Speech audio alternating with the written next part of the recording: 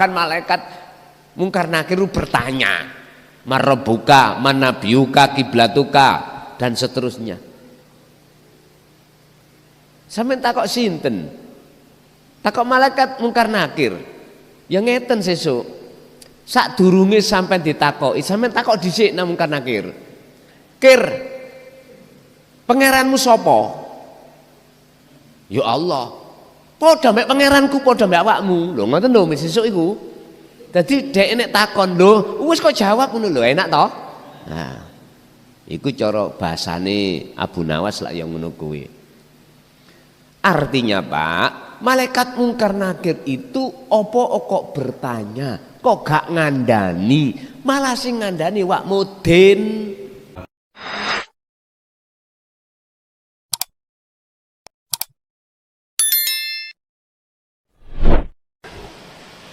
Assalamualaikum warahmatullahi wabarakatuh.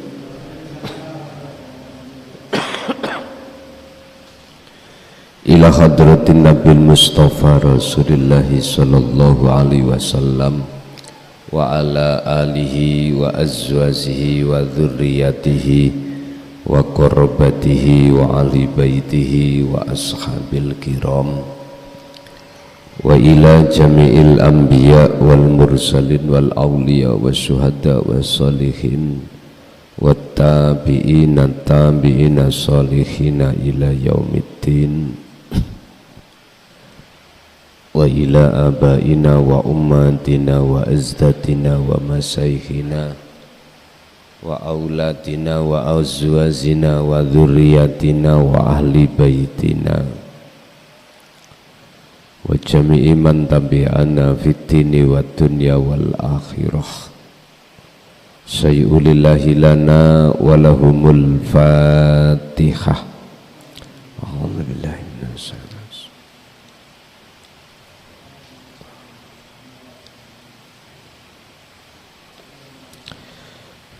Bismillah, alhamdulillah, la haula wa la quwwata illa billah.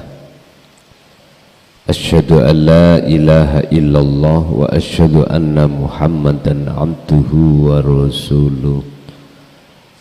Allahumma salli wa sallim wa barik alaihi wa ala alihi wa ashabihi ajma'in.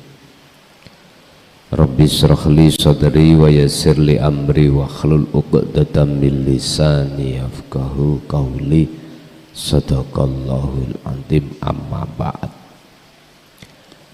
Hadratil muhtaramin dumateng para alim, asatid, sesepuh, bini sepuh, tokoh masyarakat, tokoh agama sewilayah Kabupaten Mojokerto, khususipun di Desa Sumberjati, Rangkah Sumberjati, Kecamatan Mojoanyar. Wabil khusus takmir masjid dan jamaah ingkang bisa rawuh ning majelis ataupun di luar, kulluhum ajmain rahimakumullah. Alhamdulillah, malam hari ini kita masih diperkenankan Allah bertemu dan bermuajah dalam rangka taklim muta'alim yang kita adakan setiap 3 bulan 1 kali untuk sementara, yang malam hari ini kita akan membahas masalah satu pertanyaan. Apakah di alam dunia Allah menciptakan satu kebahagiaan? Ini pertanyaan.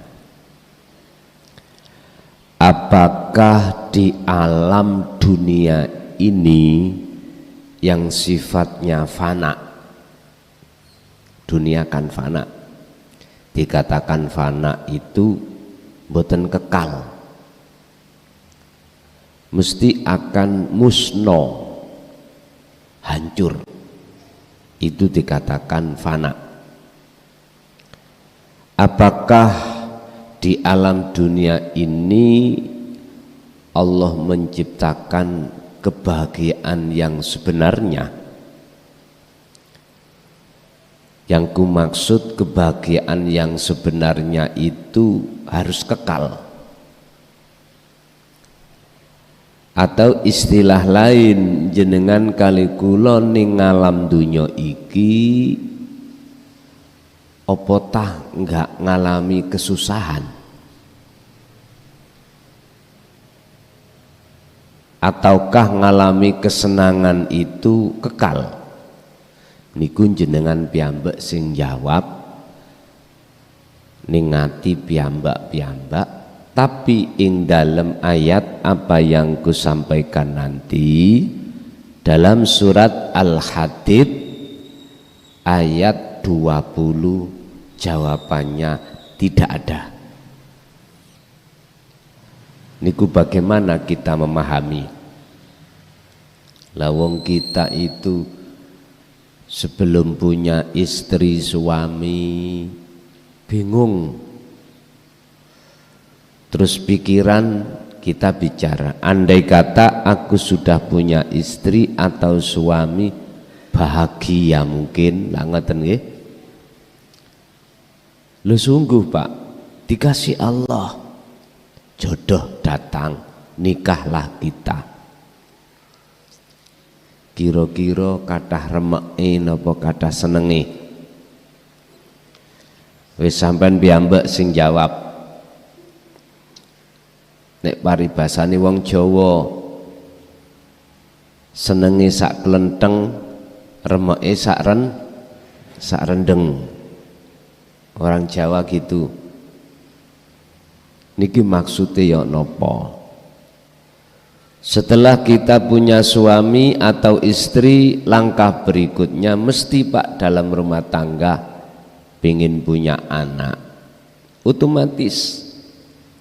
Bahkan lama berpuluh tahun gak punya anak, supaya kita punya itu anak mupon, kita asuh biasa. Nek kata orang Jawa didamel pikat lah ngoten nggih. Oke Bapak, kita dikasih Allah anak. Kira-kira ketika anak sudah dikasihkan Allah, antara bahagia dan susahnya gimana? Kalau bahagia yang dimaksud nanti adalah sing kekal, artinya enggak menerima susah, namanya itu bahagia. Udah habis kita punya anak, mesti dalam rumah tangga kita itu mikir bagaimana kebutuhan semuanya tercukupi. Ini semuanya kita sebagai manusia kalau sudah berumah tangga. Sandang, pangan, papan. Kita sebagai seorang suami mesti mikir bagaimana keluargaku nanti punya rumah, tidak ngontrak. Mesti mikir bagaimana yang dimakan anak istri, keluarga itu tidak serba kekurangan. Akhirnya muncullah doa dan ikhtiar macam-macam. Sandang, pangan, papan, serba apa kebutuhan keluarga itu, kita sebagai seorang kepala rumah tangga lebih-lebih mesti mikir, udah Pak semua dicukupi Allah. Pertanyaannya di situ, apa yang kita minta semua sudah dikasih Allah. Kalau kita mengatakan bahagia, yang sebenarnya tidak ada di situ Pak.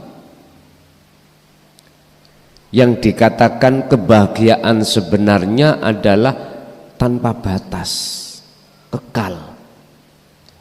Tapi Apa kebahagiaan yang sudah kita terima dari jodoh, anak, kebutuhan, segala urusan apapun sudah Allah cukupi, bahkan lebih. Kalau ini diwariskan dihabiskan 7 keturunan gak habis. Pertanyaan yang paling sederhana kami adalah, apakah itu nanti akan kita tinggalkan? Dari suami, istri kita, anak, semua harta benda, kalau kita sudah menjelang satu waktu yang sudah Allah tentukan, yaitu kematian, apakah akan kita bawa? Enggak mungkin. Justru anak-anak kita yang tidak amanah ini, apa yang kita wariskan ini akan dijadikan sebagai rebutan. Kalau anak enggak amanah lah ya, enggak mikir bagaimana kita sebagai orang tua saat menjelang alam berikutnya, enggak mikir. Ini anak yang delodok, nek cara bahasa Jawa nih, tinggal menikmati saja kok yo dibikin satu royoan. Bahkan ini nanti bisa jadi permusuhan, Pak, saudara satu dengan saudara lain gegara ini. Ini kalau anak yang tidak amanah. Makanya mengapa lewat agama kita masing-masing anak kita didik supaya mengerti atas ketuhanan, sebab dengan begitu hatinya tidak mudah serakah, enggak mudah ingin menguasai sendiri. Dia tahu mana haknya dan tahu mana yang bukan haknya. Makanya kita sebagai orang tua ketika saat punya anak, kita didik semaksimal mungkin bagaimana cara menjadi anak yang solih dan solihah. Ini Bapak Ibu hadirin jamaah rahimakumullah, berkenaan dengan mukaddimah tersebut bahwasanya Allah tidak akan menciptakan di dunia, alam dunia ini kebahagiaan yang hakiki, enggak akan. Jenengan kalau ingin tahu kebahagiaan yang hakiki, majulah satu langkah menuju alam akhirat. Kalau kita masih berdiam diri di alam maju-maju satu langkah alam dunia, kita tidak akan pernah menemukan kebahagiaan itu. Kebahagiaan itu akan kita temukan di langkah berikutnya, yaitu alam berikutnya, yaitu alam akhirat. Pundi alam akhirat itu? Apakah yang dikatakan dari hukum syariat besok kalau kita sudah meninggal? Bukan, Pak. Yang kumaksud alam akhirat itu adalah alam kekekalan di mana Kanjeng Nabi sudah memberikan pernyataan. Liman kana yarjullaha wal yaumal akhirata wa dzakarallaha katsiran. Kamu akan bisa masuk ke alam akhirat jikalau hatimu itu mempunyai satu keinginan. Hati ki sing kumaksud ruhaniyah, Pak, untuk bertemu Allah. Sebab kebanyakan kita manusia kan hati ingin ketemu, menemukan suksesnya kebutuhan dunia. Tadi jodoh, anak, harta benda, kebutuhan apapun. Ini kebanyakan kita manusia jatuhnya hati, keinginan di sini. Ini yang kumaksud sukses dunia. Kebanyakan ini. Sedikit sekali golongan kita sebagai manusia, kasirum minal bashar, untuk ada keinginan ketemu Allah. Sehingga jangan heran ketika jenengan kali kula niki melakukan ibadah murni mboten saged ati ini khusyuk datang Allah, mboten saged. Karena kita belum ada keinginan untuk ketemu Allah, belum ada. Ini persoalannya. Bapak Ibu hadirin jamaah rahimakumullah, kata Kanjeng Nabi lewat surat Al-Ahzab 21, kita akan bisa masuk ke alam akhirat dengan catatan hati ada satu keinginan ketemu Allah. Syaratnya bagaimana? Ilmu, ngamal, istiqomah. Ngilmu berarti yang kumaksud adalah ilmu tauhid, bagaimana cara untuk memfungsikan Allah, bagaimana cara ilmu itu waktu kita sholat, ibadah apapun, pekerjaan apapun, hati bisa inni wajjahtu wajhiya, hati bisa menghadap kepada wajah Allah. Nah, ilmunya sudah diterangkan. Lalu amal berarti praktek zikir setiap saat dan waktu.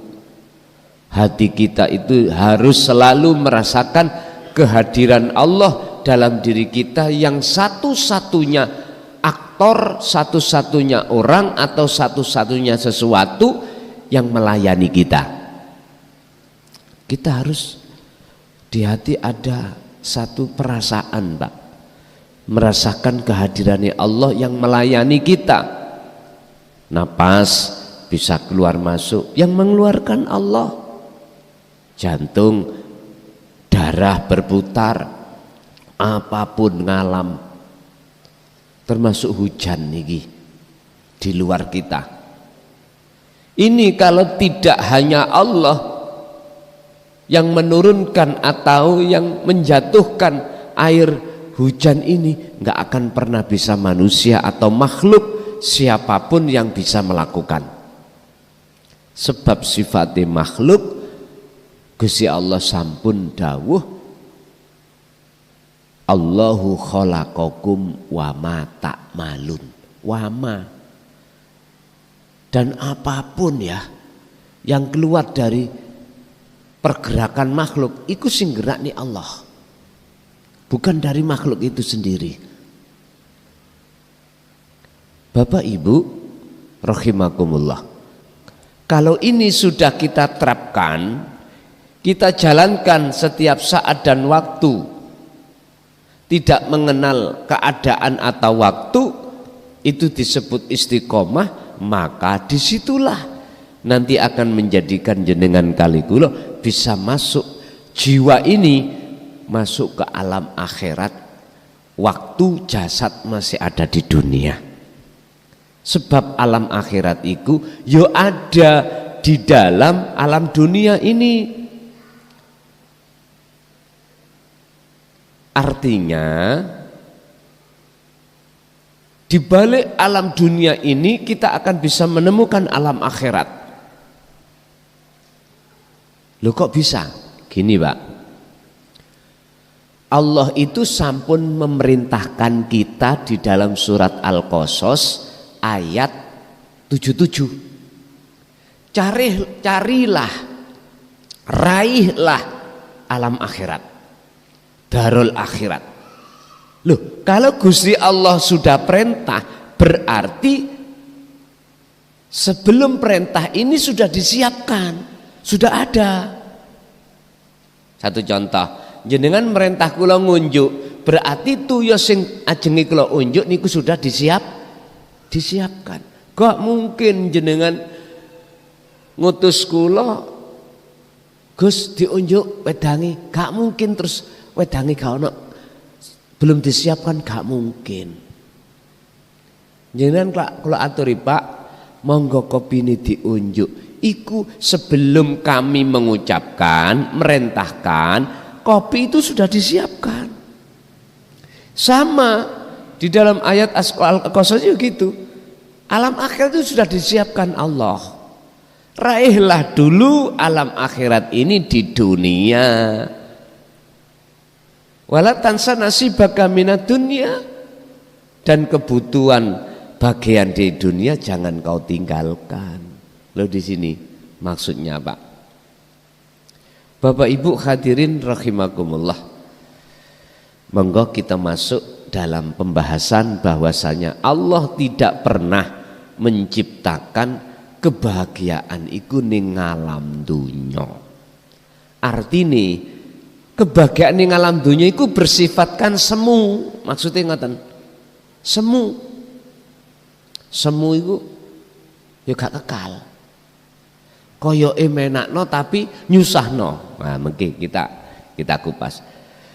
Bismillahirrahmanirrahim. Lam yahluk, ora bakal nyiptakake sapa Allahu Gusti Allah as-sa'adata ing kebahagiaan fid dunya kang ana ing dalem ngalam dunya. Gusti Allah iku ora tahu nggawe, nyiptakake, menciptakan, tidak pernah menciptakan kebahagiaan itu di alam dunia ini. Innat tulal mu'anati, sak temene dawane kesengsaraan.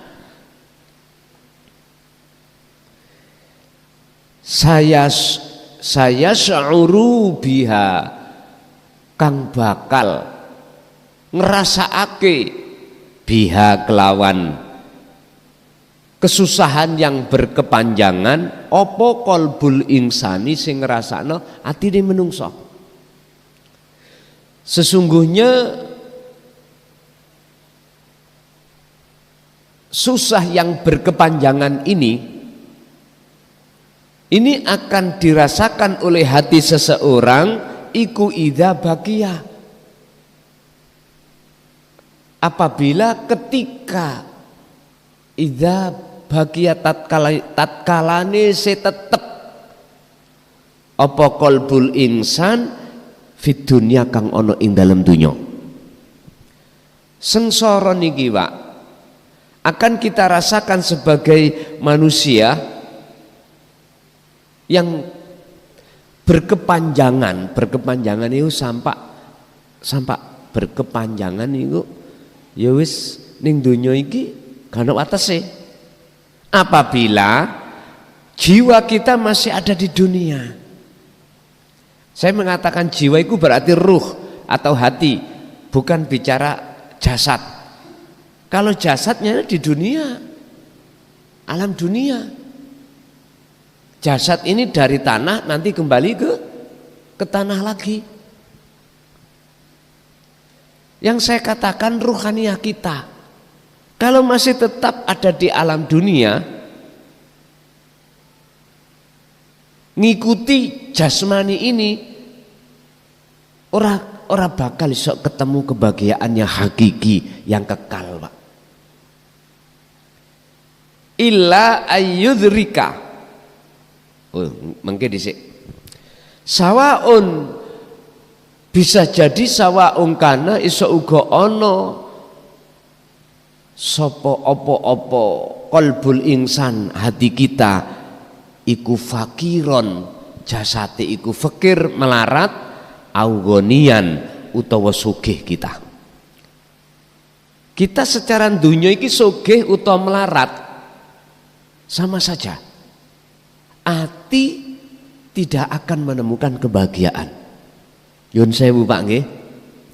Kita enggak usah bicara sing melarat, sing fakir, iku wis maklum. Sengsara terus lak ngoten nggih. Mangan yo serba kekurangan, bahkan kebulet utang, wis bisa-bisa bunuh diri. Udah ini wis maklum ya, maklum. Kita bicara tentang sing sugih, sing duwe jabatan. Bahkan istilah bahasa warisane petung turunan iku gak iso entek. Nyun sewu.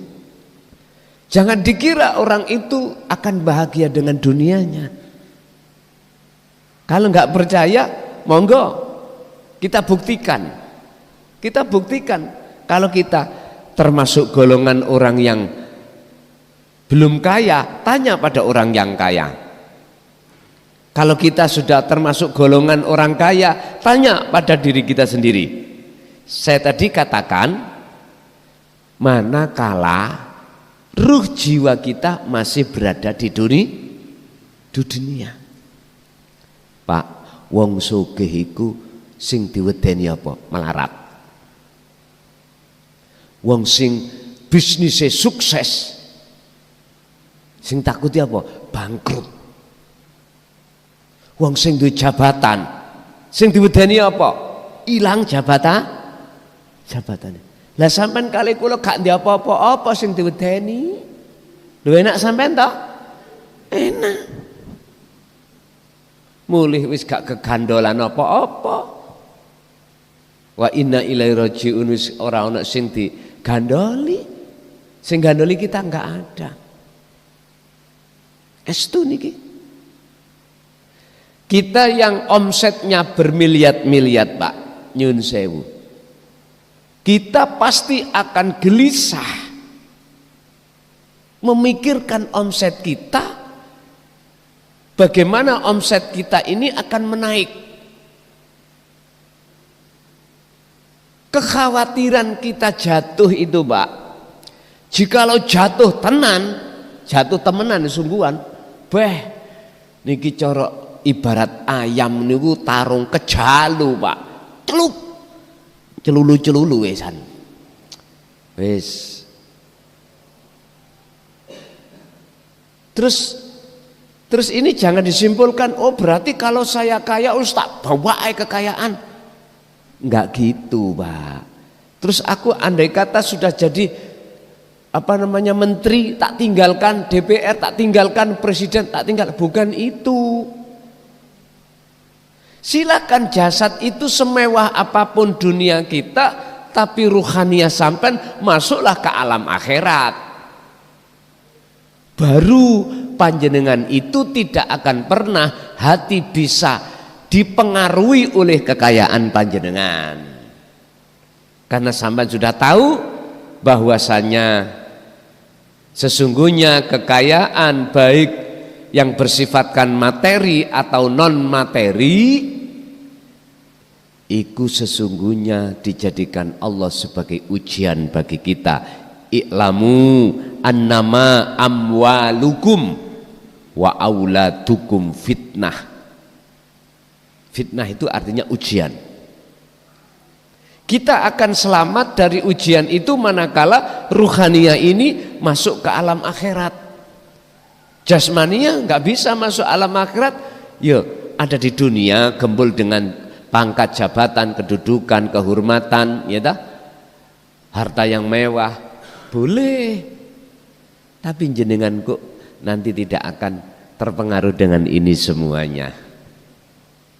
Pak nyun sewu, sing dipikir wong-wong sing sugih niku, Pak, piye carane besok itu bisnisku iku meningkat lancar. Lah ngoten nggih? Niku pun Allah sudah ingatkan, alhaakumut takasur. Kau akan lalai kepada Tuhanmu jikalau hatimu terus-terus bermegahan dengan itu. Ini sudah peringatan Allah. Kita sebagai manusia mendengarkan atau tidak itu urusan masing-masing. Ingat, fafirru ilallah inni lakum nadhirum mubin. Saya ini hanya memberikan nasihat. Urusan fafirru ilallah, mau atau tidak kita kembali menuju datang Allah, urusan kita masing-masing. Bapak Ibu hadirin rahimakumullah, jikalau nasihat ini hati manusia tidak mau dengar, ya sudah, aku nggak punya kepentingan apa-apa, nggak punya. Karena aku juga nggak bisa menolong jenengan, jenengan ya nggak bisa menolong aku. Yang bisa menolong kita masing-masing adalah Allah. Allah tidak akan menolong pada hambanya tatkala hambanya itu tidak mendengarkan seruan Allah alias mendengarkan seruan nafsunya dalam diri masing-masing. Apa seruan nafsu dalam diri kita masing-masing? Inna nafsa la amaratum bisu. Kita dijauhkan dari Allah. Setiap saat dan waktu kita dilarang hati ini menyadari atas kehadiran Allah dalam diri kita. Enggak boleh nafsu itu begitu. Intinya nafsu itu selalu mengajak kita untuk melalaikan Allah. Sing kula maksud melalaikan, hati kita enggak ada satu kesadaran. Kalau segala hal sesuatu itu sebagai sang penguasa, sang penggerak adalah Allah. Sampai kapan ini akan terjadi pada seseorang yang tidak mau memperhatikan apa nasihat ini? Hatta zurtumul maqabir, sampai mati. Ini surat At-Takatsur, Pak.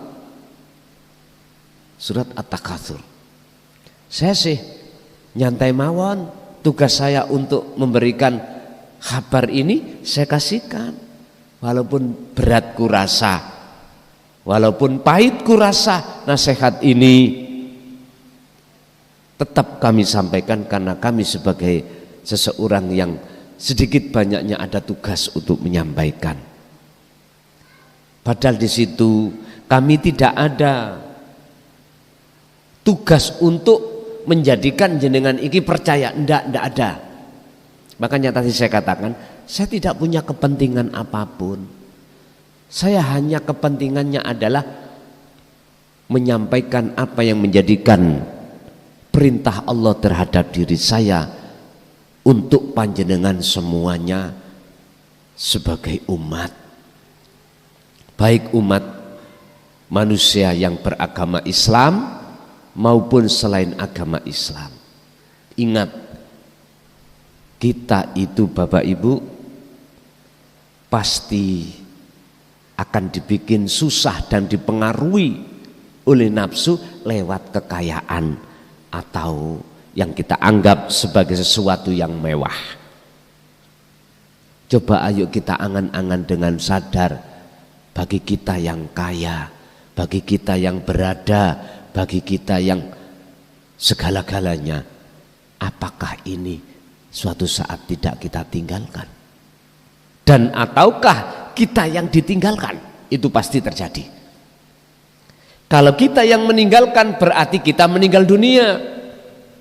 Kalau kita yang ditinggalkan berarti kita jatuh miskin, jatuh menjadi orang yang tidak berada. Sehingga ketahuilah, jikalau ini terjadi, kita belum meninggal, seluruh kemewahan kita dihapus oleh Allah. Ingat, itu bentuk kasih sayangnya Allah. Allah punya rencana untuk mendidik hati kita supaya hati kita betul-betul mau dengarkan nasihat Allah. Apa? Fafirru ilallah, lekas kembali, larilah kau, hei ruh, untuk kepada Allah. Makanya orang yang jatuh dari ketinggian ke bawah asalnya mewah segala-galanya, bangkrut, itu menurut kami justru itu awal orang mendapatkan hidayah.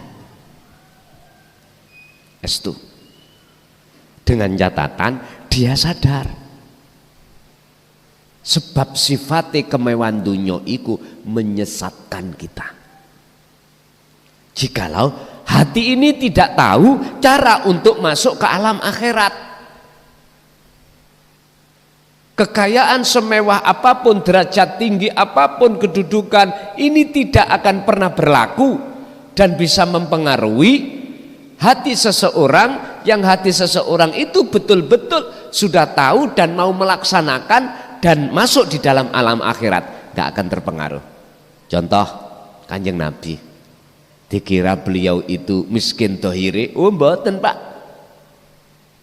Abu Hasan Asadili, orang yang kaya raya, tapi mengapa beliau itu menjadi kekasih Allah? Jadi kekayaan dan kedudukan beliau itu tidak menjadikan pengaruh hatinya pada Tuhannya untuk bertemu di alam akhirat.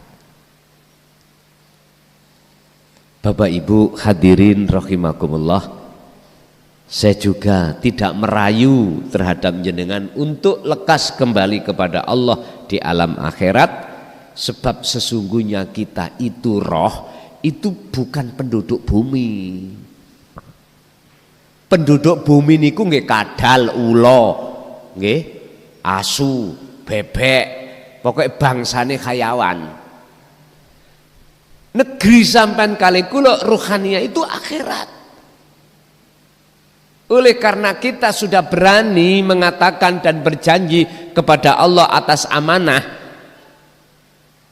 yang diberikan kepada kita, amanah pun dijanji kita, ruhania kita. Kalau kita kepada Allah sebagai khalifah fil ardi, lah ini kita buktikan. Makanya menurut kami, walaupun jenengan masih usia muda, lebih-lebih yang tua nih gitu Pak, yang tua ini kita itu umur secara akal tinggal berapa persen sih ya? Tapi itu tidak bisa dijadikan sebagai ukuran, sebab yang namanya kematian itu tidak mengenal muda atau tua, sakit atau sehat, enggak. Kalau menurut Al-Quran, jikalau itu datang, maka tidak bisa dimajukan dan juga tidak bisa diundurkan. Yani sik enom, umurku sik dawa lah, dek wingi ono kecelakaan si umur selikur mati lah, ya apa diinginani ya begitu, si umur 19 turu gak tangi digugambokni, innalillahi wa inna ilaihi lah, ya apa. Tapi umumi kita kalau sudah tua larinya kemana? Ya mati. Enggak tahu. Makanya harus kita siapkan. Makanya ayo Pak, kita masuk ke alam akhirat dulu. Waktu jasad kita masih ada di dunia, ayo kita masuk. Sehingga besok itu ketika sampai idza jaa ajaluhum niku mboten bingung. Rodalane langsung jujuk saja. Langsung. Karena sudah sering sampai lewat. Sama dengan gini loh. Oleh karena saya itu setiap hari atau minimal setiap bulan ngaji di Rangkah ini, tahu jalannya. Besok kesini lagi walaupun tanpa map, tanpa yang menyusul, menjemput, bisa datang ke sini sendiri. Tapi awal-awal kami alamat yang namanya Rangkah Sumberjati mana tidak tahu, yang aku tanya juga nggak ada orang. Terus mata saya dalam keadaan buta, aku paksa berangkat. Nyampe mboten Pak? Mboten. Pak, urusan jasmani Pak, dari tanah kembali ke tanah, kita nggak bisa datang sendiri kembali, dipikul sama tetangga. Nanging persoalannya ruh jiwa kita, sopo sing nganter? Gak ada. Kita dipanggil Allah, dituntut untuk kembali berangkat sendiri. Oleh karena kita nggak pernah ke akhirat, bingung. Di samping mata kita, mata hati yang disebut Ainul Basirah buta. Alamat ke akhirat juga nggak tahu.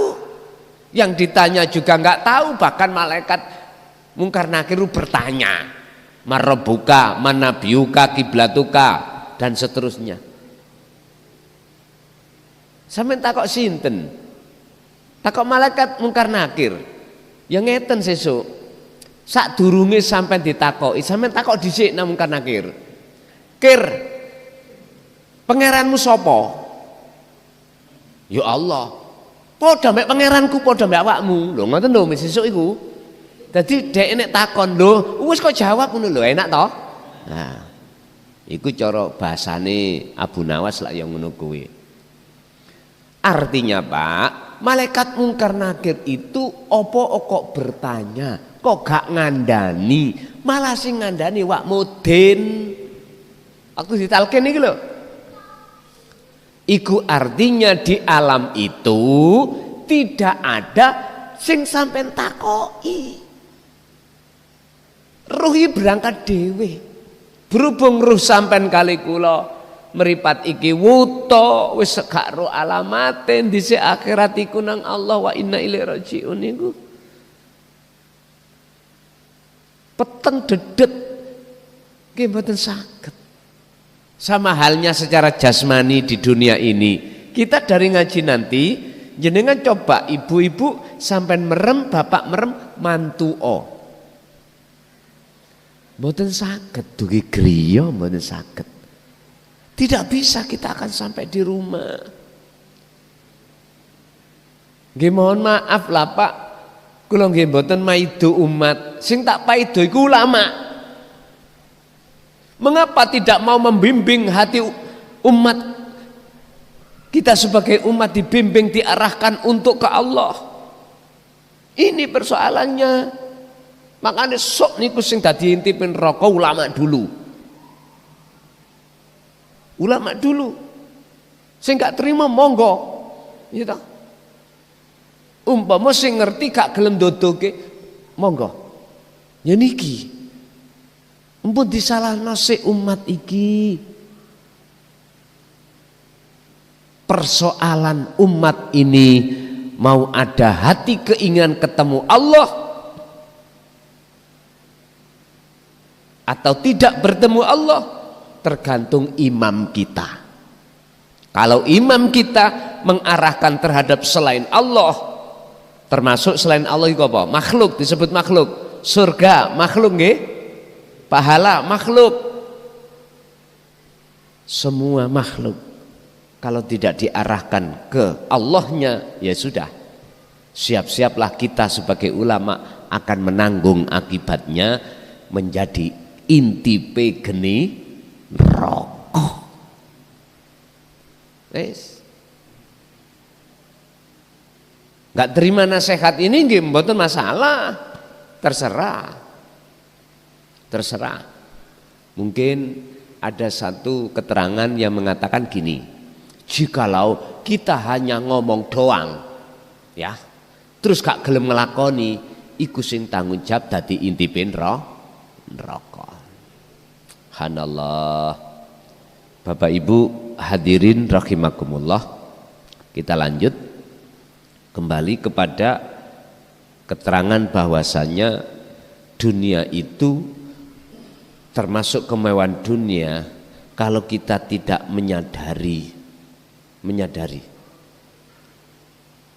bahwasanya itu ada tipuan di balik kebahagiaan itu, maka sampai kapanpun kita tidak akan pernah mendapatkan kebahagiaan yang sesungguhnya atau kebahagiaan yang kekal. Pun illa ayudriku, sugih iku, kekayaan itu akan menjadikan kesengsaraan dalam hati jenengan, illa ayudriku, kecuali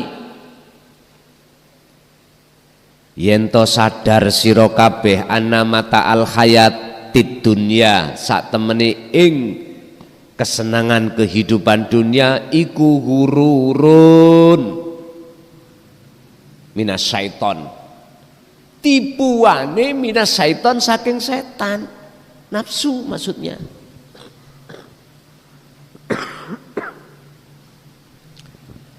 Kekayaan, kehormatan apapun itu bersifatkan akan menyengsarakan kita kecuali kecuali berarti ini tidak akan menjadikan sengsara. Bagi orang-orang yang hatinya sudah sadar bahwasanya semua itu tipu daya setan, tipu daya nafsu. Kama kola koyo oleh nerangake, kama koyo keterangan kola kang wis njelasake sapa Allahu Gusti Allah fi suratil Hadidi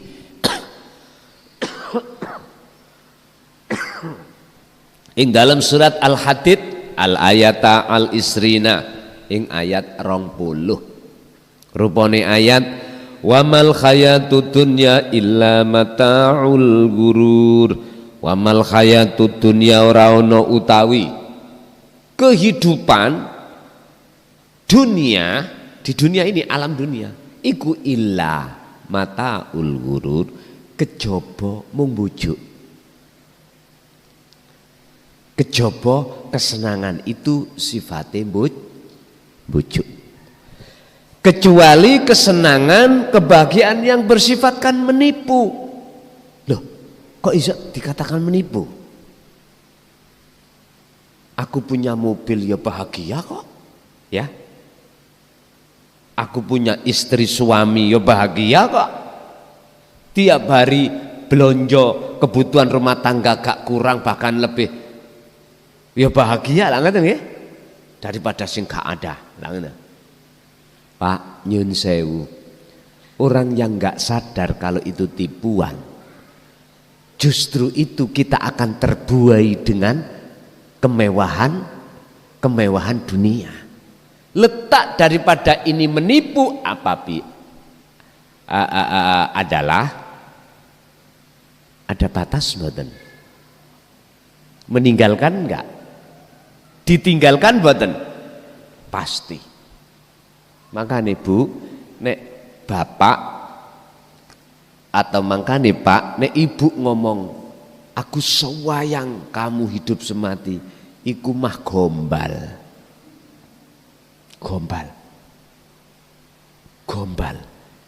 Kalau yang diucap itu tidak dari hati yang tulus, mah gombal itu.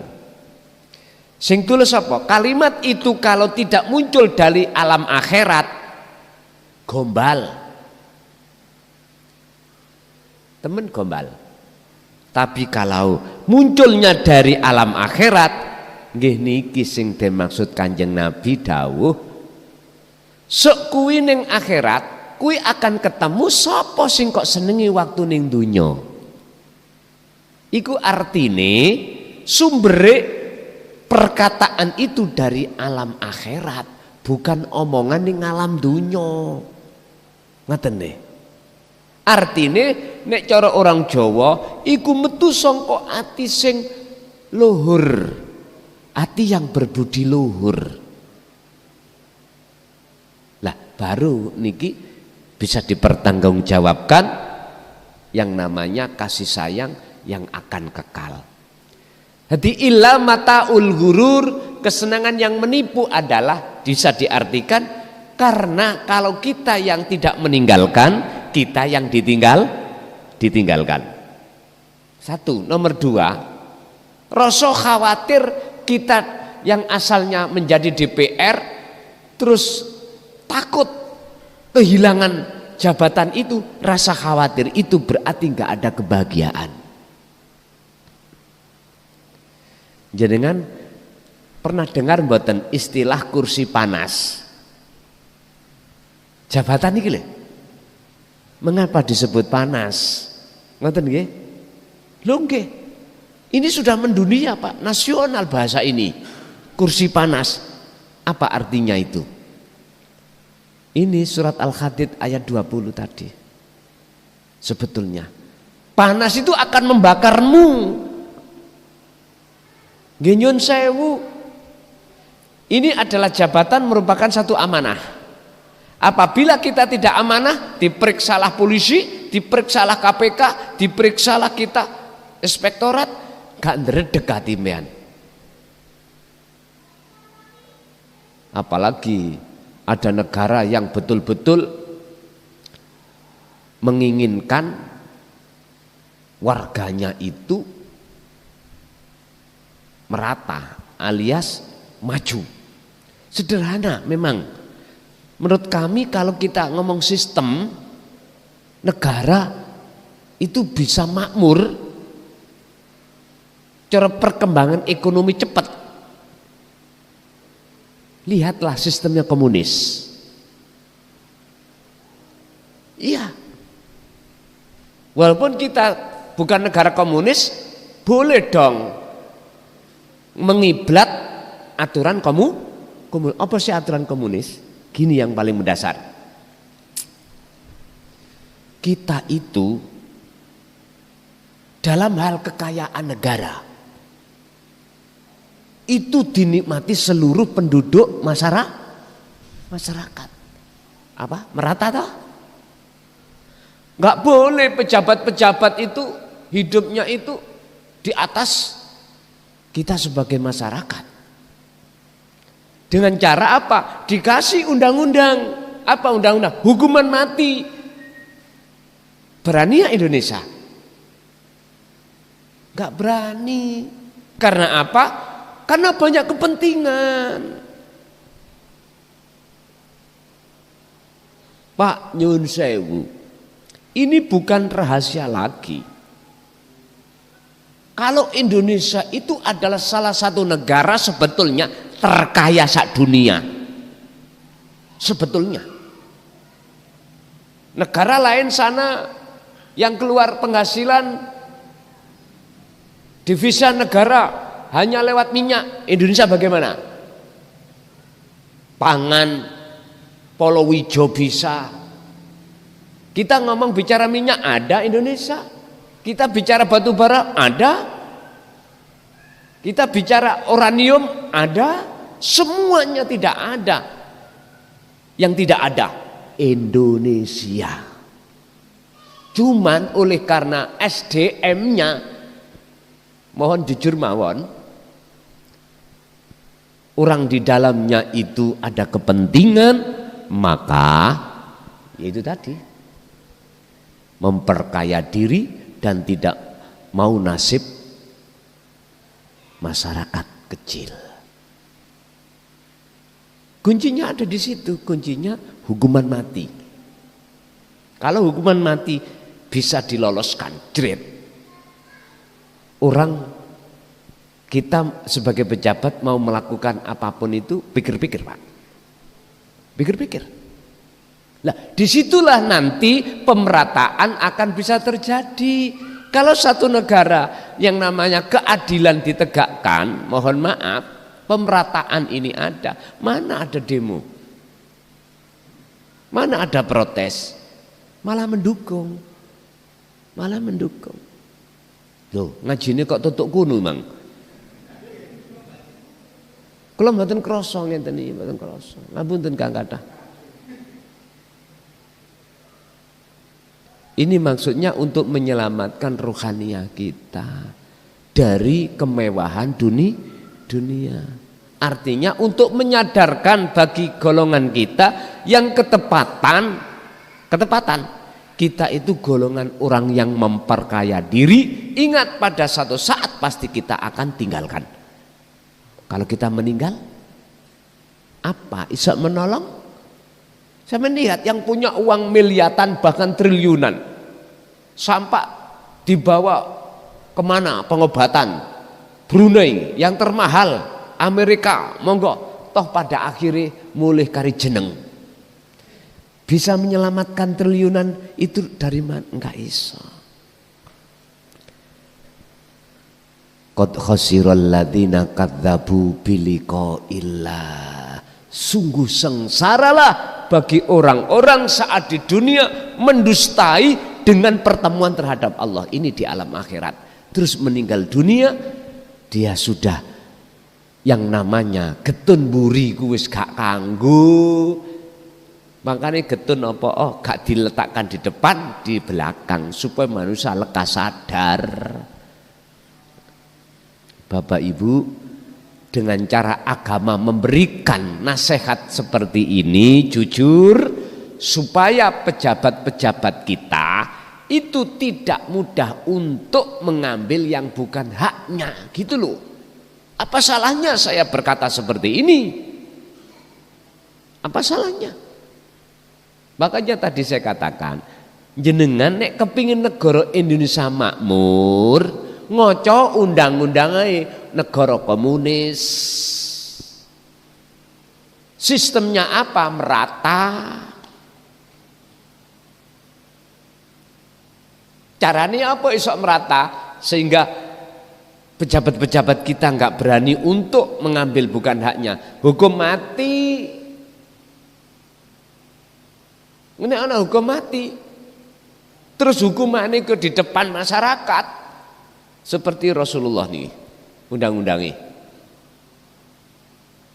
Di depan masyarakat banyak. Itu supaya membuat jera yang lain. Lah, ini kalau betul-betul diberlakukan di Indonesia, aku yakin berapa triliun minyak yang digondol garangan, berapa triliun emas, batu bara, wah wis gak iso ngitung Pak. Kalau boleh saya katakan, wong nganggur sa Indonesia lo gak usah kerja, digaji 1 bulan 6 juta gak kerja, mampu devisa negara itu.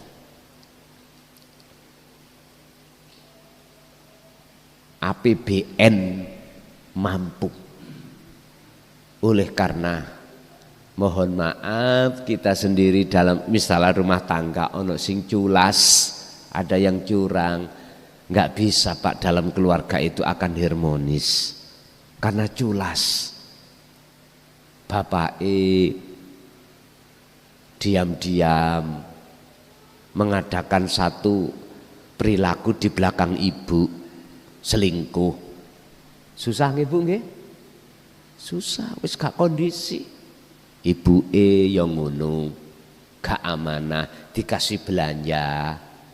Wis tanpa musyawarah kepada ayahnya atau suaminya, wis tuku apa ae, bahkan utang-utang numpuk orang ngomong kanggo apa. Akhirnya gak harmonis. Dan ini sering terjadi. Laksana kita itu satu rumah satu bangunan, cagak situ misalnya apa bangunan ya? Sebuah bangunan gini Pak, ini akan kokoh manakala saling mendukung. Pondasi ngomong, teng genteng awakmu kok cek enak, angkruk-angkruk ning ndukur terus. Aku lho sing abot nisor nyonggok, mulang ngoten nggih. Pondasi kuat akan jadi kuat semuanya. Gentengnya ngomong, rumang sama kok ndukur iku kok anggap enak tok, bandaino kepanasan, kudanan. Akmu enak nisor gak kudanan gak kepanas. Loh, tugasnya masing-masing Pak. Artinya kita sebagai suami tugas kita kerja, ibu yang membawa uang amanah, sama-sama. Kalau ini selaras kita musyawarahkan, jadi ini enak Pak. Ibu mau kepingin apapun nek musyawarah dulu, wasawirhum billadzi hiya aksan, jadi bagus. Nek enggo sak karepe dhewe, bapake boleh kok gawe apa dhuwit sakmono kae kok wis entek. Lah ngoten nggih. Akhire bapak mangkel. Biasanya dikei sak wulan sak juta dikei 300. Loh, gak sinkron akhirnya. Bapak yang ngunu, iki penggane bapak Bu. Biasanya seneng wong liya. Tak ngandani men. Bapak iki ngomong kudune, Bu, iku ana uang jauh ditolong. Ya apa setujuan? Kudu ngono ngomong. Kudu ngomong. Tapi mau ngomong iki ya ana pertimbangan. Pertimbangan no antara apik lan eleke. Apik eleke apa? Apik akeh eleke apa akeh? Apik Ibu kira-kira. Jari Ibu ijab akeh eleke. Itu kan ya wis, semua itu tergantung kita mensikapi dari mana. Yang jelas gini loh Pak. sedaya napa mawon yang mau kita jalani, jikalau hati itu tidak mau duduk di alam akhirat, sing asale perkara nyenengno iku menyusahkan. Perlu bukti? Monggo. Jenengan misale mboten nate dadi wong sugih, takok wong sing sugih, Pak, sampean sing sampean wedeni khawatire apa? Sampean takoki. Engko cek jawab. Sampean ngertos nika, Pak. Sampean nanggone pasar, Bu, ya, wonten tiang sadean pelem. Luh ketoke mateng-mateng kuning. Tapi kepelem ini belum tidak keluar dari akhirat, tapi keluaran dari dunia. Artinya apa? Pelem iki oleh ngunduh iku sik enom, terus dikarbit dadine abang mateng. Sampai nak kesensem, Pak, Bu, niki pintenan sekilo? Oh niki sing mateng niki sekilo 10.000. Legi nggih. Nek ditingali manis dan tidaknya kan duwe warna, Pak. Pelem nek wis abang iku kan ya legi gitu. Tapi sampean anggap itu manis, sampean bawa pulang, sampean pecah oleh karena ngunduhe sik enom terus dikarbit. Legi napa asam? Kecut. Karena keluaran dari dunia. Artinya ngunduhe sik enom, maka dunia iki tekone iku anyar, luwih dhisik tekone alam akhirat. Ya kudu pengeluaran dari alam akhirat. Pelem iki artinya sampean undur nek wis tuwek. Tandha nek wis tuwek. Woh-wohan pelem iku disobo codot. Wis gampang nggih. Niki wong Jawa pinter niki nek niteni pelem iku wis tuwek mateng-mateng codot nek bengi grutuk-grutuk iku berarti peleme wis tuwek. Wong biyen niku ngono. Mangan karene codot mesti legi, Pak. Gak mungkin codot iku mangan barang kecut-kecut. Mangkane nek sampean kali kula kok ya mangan perkara kecut iku luwih apik katimbang codot. Lha ngono. Wis penak to?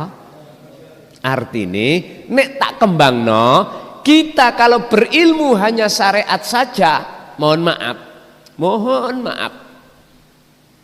Syariat itu ilmu nom. Nek hakikat atau ilmu tauhid itu ilmu tuwek. Mongko jangan harap sampai saged masuk alam akhirat. Jangan harap jenengan iki bisa menemukan kebahagiaan. Jangan harap jenengan kali kula salate bisa khusyuk, mboten saged. Mboten saged. Pun terserah jenengan milih sing pundi monggo. Nek jenengan pengen estu bisa masuk alam akhirat atau ketemu Allah, berhiaslah ruhaniyahmu itu dengan ilmu hakikat atau ilmu tasawuf atau ilmu tauhid. Sebab dengan ilmu inilah yang nanti akan membawa nur tauhid, nur ilmu untuk memberikan pengetahuan piye carane salat bisa khudur datang Allah. Disinilah Pak Bu. Sebagai kesimpulan adalah dunia, berhubung jasad kita masih ada di dunia, kita wajib untuk mencari kebutuhan dunia. Tapi oleh waktu kita yang terbatas, umur kita terbatas, ada batasnya. Lekaslah ruhaniyah masuk ke alam akhirat ini dengan cara berzikirlah sirul asrar di dalam setiap aktivitas sampean. Sebab alam akhirat itu di dalam setiap aktivitas ada alam akhirat. Fa'budu hadza siratum mustaqim. Disitulah nanti Anda akan dilewatkan Allah siratal mustaqim, yaitu jalan yang lurus, jalan di mana hati sampai ikut tujuannya hanya satu, yaitu menuju dan bertemu Allah. Oke Bapak Ibu, itu apa yang bisa kami sampaikan. Untuk selanjutnya barangkali ada yang perlu ditanyakan, kami persilahkan.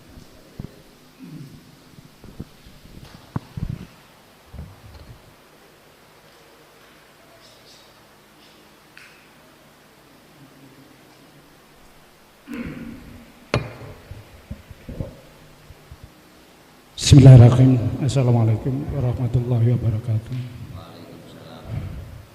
Terima kasih Gus telah diberikan waktu kesempatan untuk bertanya. Bagaimana tema tadi adalah akhir doa setiap saat kita ucapkan, Rabbana atina fid dunya hasanah. Ya Allah, berilah kami kebaikan dunia dan kebaikan di akhirat. Terima kasih Gus, karena tadinya saya sempat bingung.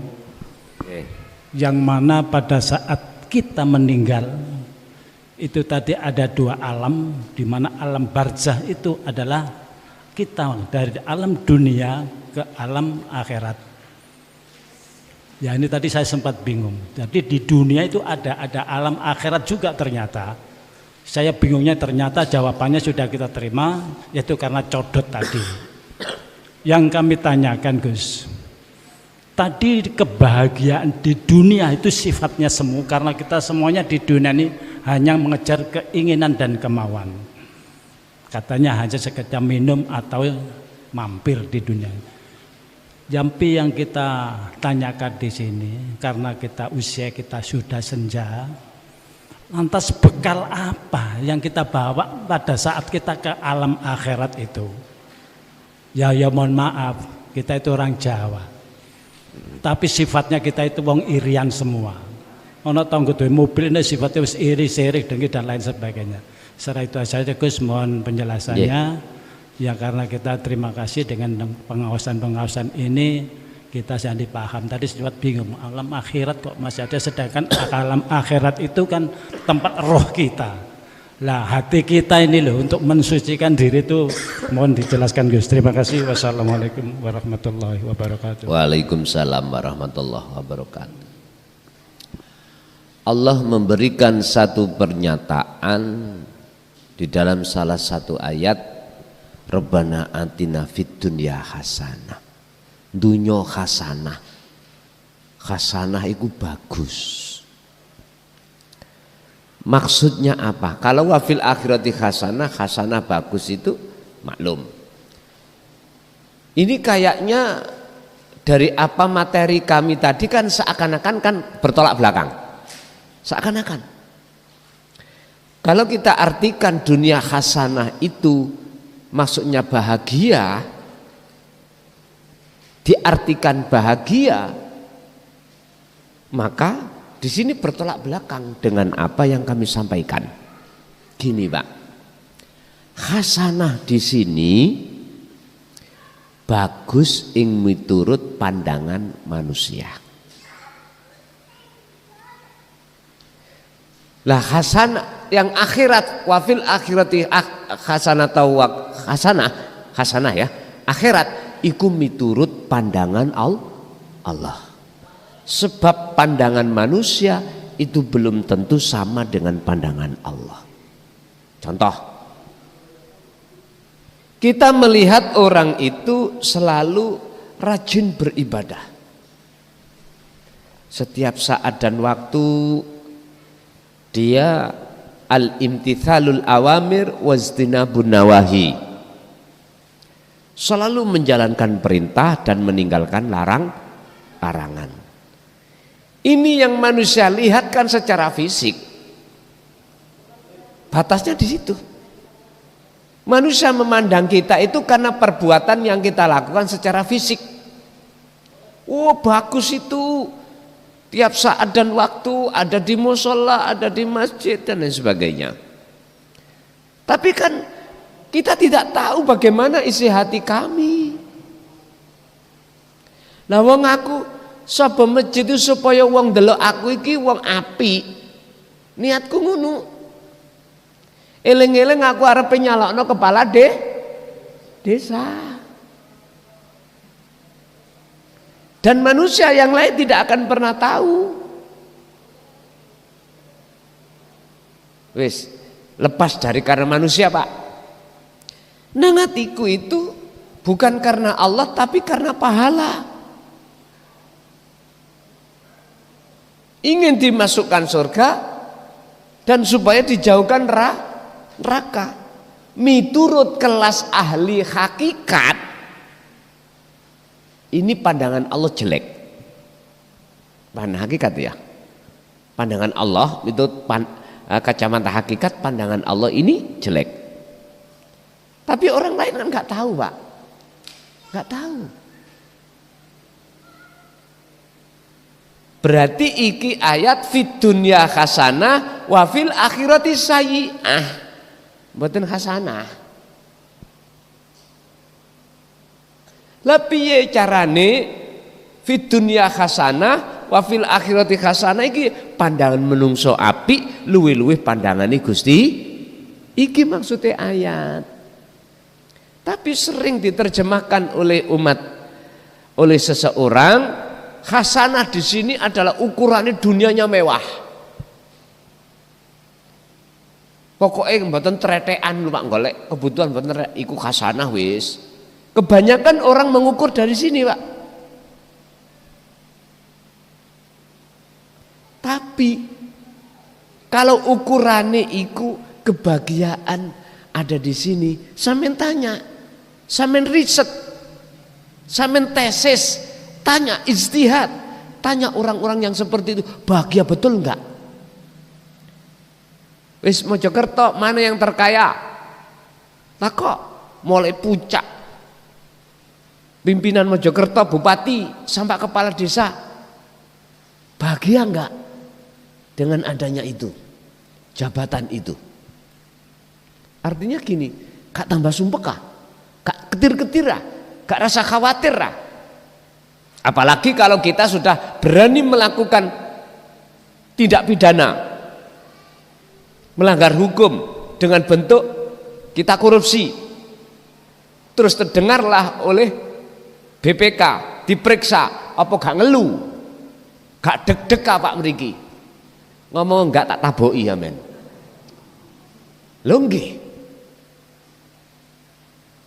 Udah, kita yang punya image, punya pengaruh di mata masyarakat, katakanlah kita sebagai ulama, kita dihormati seluruh umat, katakan Mojokerto. Terus kita melakukan satu kesalahan dan konangan terhadap salah satu warga kita atau masyarakat kita. Contoh kula niki, contoh kula mawon, mari mangku purel kewenangan. Wah, loh jenengan gosan ya, aduh mateng iki rek ini. Kira-kira gak duwe rasa khawatir jatuh harga diri enggak? Ayo ngomong enggak, tak taboki ya men. Subhanallah, ketakutan-ketakutan yang seperti ini Bapak Ibu memberikan sinyal dan tanda bahwasanya di balik kemewahan kami ternyata menyimpan bom waktu. Gelisah. Justru jenengan yang tidak punya apa-apa ini, yang tidak ada rasa khawatir. Istilah bahasa sederhana paribasane wong Jawa, gak tumun kiai wani noyuh nok nggone ban, nek gak kuli umpawa sopir lho ya. Wani ya kiai ngatar nek noyuh ban ngono, mboten wani. Karena merasa punya kehormatan. Jadi yang dimaksud hasanah ini ada dua kita pandang, dua tafsir. Monggo ada yang menafsirkan hasanah ini adalah pandangan manusia api, itu karena perbuatan kita solih. Yang kedua, pandangan umum ini memandang diartikan hasanah ini dunianya sukses. Tapi saya mengambil materi ini dunia sukses, ya. Di situ itu akan menjadikan sesuatu duri di dalam diri. Akan tersimpan satu bom waktu kalau kita itu tidak waspada. Terus bekal apa yang harus kita persiapkan untuk bisa masuk ke alam akhirat? Bapak Ibu, mungkin bisa dibuka di dalam surah Al-Kahfi ayat 110, ya. Ayat terakhir itu. Ngeten. Barang siapa yang ingin bisa masuk ke alam akhirat atau bertemu Allah, dua persyaratan di sini bekal. Persyaratan ada dua. Pertama, falyamal amalan sholihan. Berbuatlah hatimu, jiwamu. Wong sing mlebu alam sing mlebu nang alam akhirat jiwa bukan jasmani kok. Dengan amal yang bagus. Amal yang bagus itu bagaimana toh Pak? Kalau amal bagus jasmani sudah jelas niki mboten kula bahas. Amal bagus rohanian jenengan iku hanya berzikir. Zikir yang kumaksud di sini adalah sadar bahwa sadar diri dalam diri sampean iki menyadari bahwasanya segala apa yang muncul dan timbul seluruh makhluk iku sumber sangka Allah bukan dari makhluk.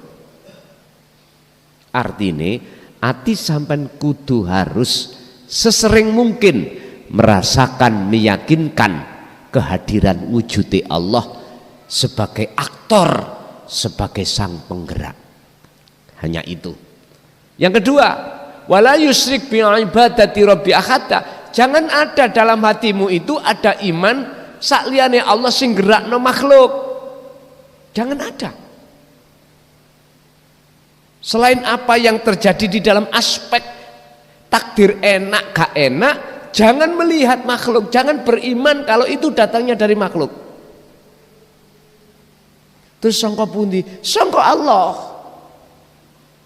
Jangan punya iman saking malaikat, saking iblis atau nafsu. Niki hilangkan. Ini maksudnya ayat wala yusrik bi ibadati rabbi ahada. Janganlah kau menyekutukan, menyamakan sesuatu, mengadakan sesuatu selain Allah itu pada dirimu. Jangan. Nah, inilah Pak yang ku maksud. Hati harus bebas dari syirik khafi. Inilah bekal Pak. Tandanya gini loh Pak. Besok itu secara syariat orang itu bisa masuk alam akhirat atau tidak. Artinya alam akhirat dimasuk adalah rahmat. Rahmat yang dimasuk bahasa syariat surga. Orang itu bisa masuk surga atau tidak itu tergantung ning dunya iki wis bisa masuk alam akhirat atau belum. Karena itu ditenani. Kalau belum, ya jangan harap bisa masuk. Walaupun amalia sampai secara dohiriyah iki di mata manusia wapi, bagus, tapi di mata Allah iku sayyi'ah. Ini kalau menurut kami bukan bekal yang bisa menyelamatkan jenengan kali kula untuk bisa masuk ke alam akhirat. Mboten saged. Ingat ya, bukan sholat, zakat, puasa, hajinya Imam Ghazali yang menjadikan beliau dapat rahmat Allah. Hanya perkara kecil apa? Ketika beliau menulis kitab Ihya Ulumuddin, membiarkan lalat masuk pada mangsi, meminum sampai kenyang. Dia berhenti olehnya menulis. Nek zaman dulu Pak ya, orang menulis itu antara mangsi dengan bolpen itu berpisah.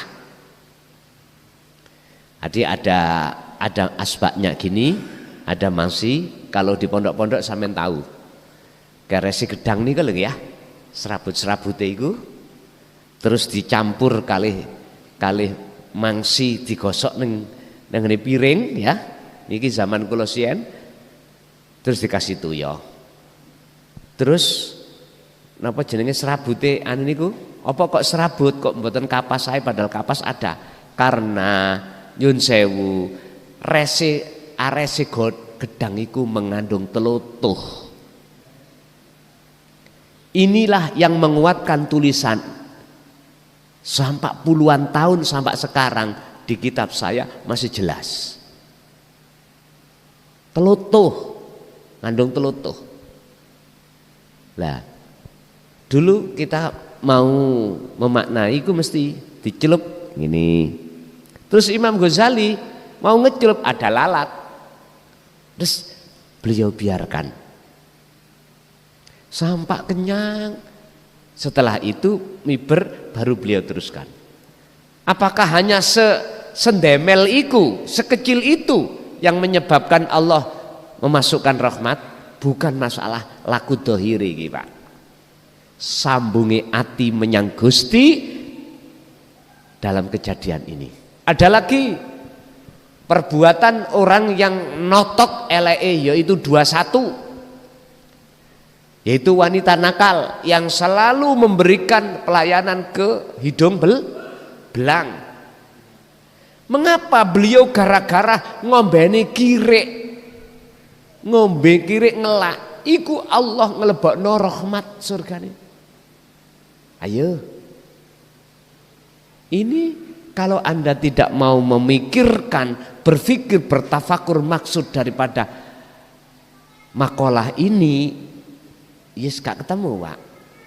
Bukan persoalan perilaku dohir api elek iki, tapi perilaku ini ruhaniyah. Sebab sesungguhnya yang masuk ke alam akhirat itu adalah ruhaniyah.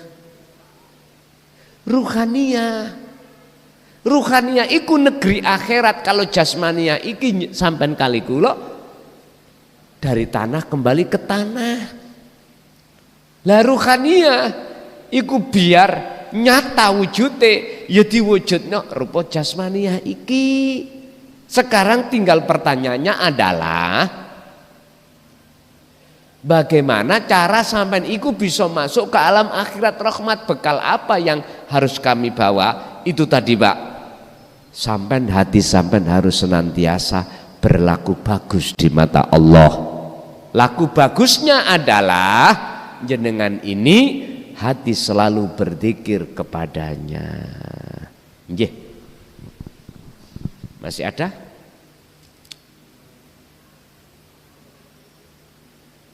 Ibu ada, Bu? Cukup, Bapak? Nggih. Al-Fatihah. Bismillahirrahmanirrahim.